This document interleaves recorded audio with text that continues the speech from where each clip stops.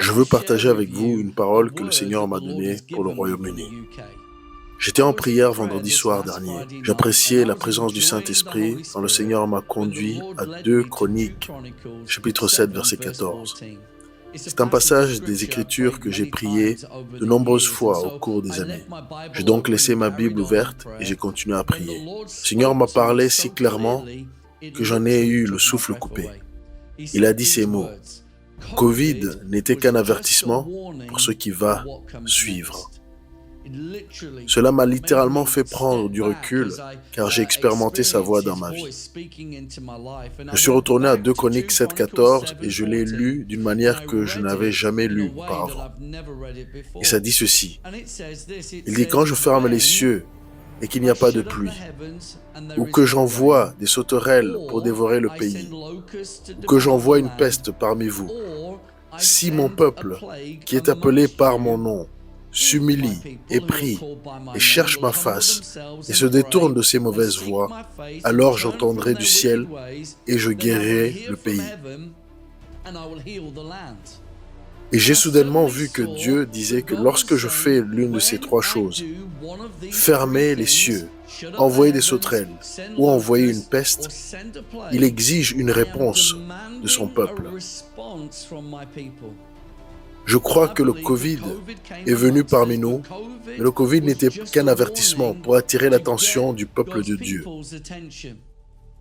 Ce qui m'inquiète dans cette nation, c'est que nous avons choisi de nous cacher plutôt que d'aller dans la prière et la repentance.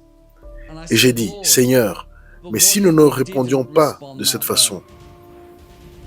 Alors au verset 17, il est dit ceci: mais si vous abandonnez mes statuts et mes commandements que j'ai mis devant vous, si vous servez d'autres dieux et les adorez, alors je déracinerai Israël du pays. Je veux vous le présenter en un seul mot, et c'est le mot captivité. Une nouvelle captivité. Vous voyez, je crois que le Covid était un avertissement pour nous dans ce pays. C'était un avertissement pour l'Église de répondre, de chercher sa face, de se détourner de nos péchés, de se repentir et de chercher sa face. Et il nous a promis que si nous le faisions, il guérirait le pays. Mais si nous ne le faisons pas, la captivité continuera. Le Seigneur m'a parlé et m'a demandé quelle heure il était. J'ai gardé l'heure et il était 11h30 du soir. Et il a dit qu'il n'était pas encore minuit. Je crois qu'il est encore temps pour cette nation de chercher sa face et de se repentir de nos péchés, et il guérira ce pays. La nuit suivante, j'ai eu un rêve, et dans ce rêve, j'ai vu 3 stades. J'ai vu un stade de football, un stade de rugby et un terrain de cricket. Dans ces stades, j'ai vu des milliers de personnes, et j'étais debout au fond de l'un de ces stades, et je craignais qu'il y ait une bombe. Et dans mon rêve, j'ai vu une prophétesse que je connais bien. Elle était enceinte. Le Seigneur m'a parlé à travers le prophète Tommy Arayomi et m'a montré ce qu'il disait à travers ce rêve.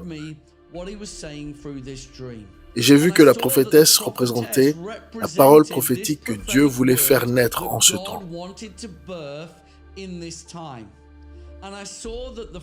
J'ai vu que les stades représentaient les 3 idoles qui existent dans cette nation autour des événements sportifs.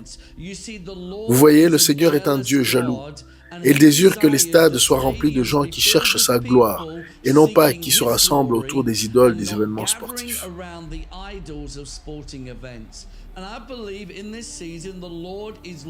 Et je crois qu'en cette saison, le Seigneur cherche à faire tomber ces idoles dans ce pays. Vous voyez, le Covid n'était qu'un avertissement pour ce qui va suivre. Mais je crois que si nous, son peuple, cherchons sa face et nous nous détournons de nos péchés, alors nous verrons à nouveau les stades remplis de la gloire de Dieu.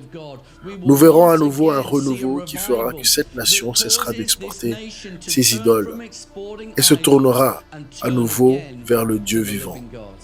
Merci et à la prochaine.